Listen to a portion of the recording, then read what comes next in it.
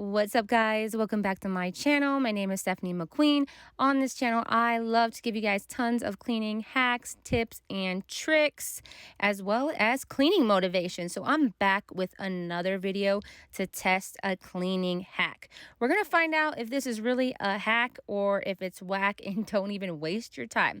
But as you can see, it involves a potato. So I cut the potato in half like it said, and I'm going to pour some salt in a bowl, and supposedly the starch from the potato and the salt makes for a great cleaner to get off burnt on stains on your pots and pans.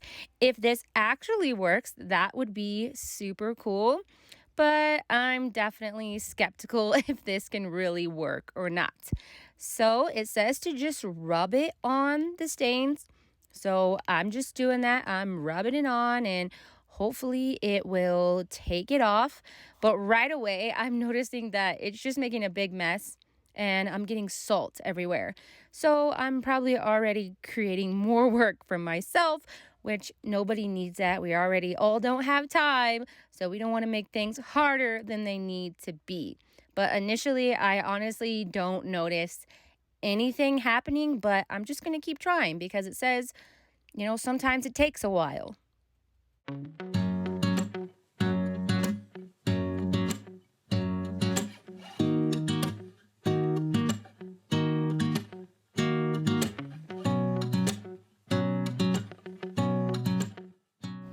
This is honestly just making me laugh because it feels so silly, and it actually is so silly. This is not working at all. I've tried it for a while and nothing is changing. So I'm going to go ahead and say that this is a major whack. Don't try this at home.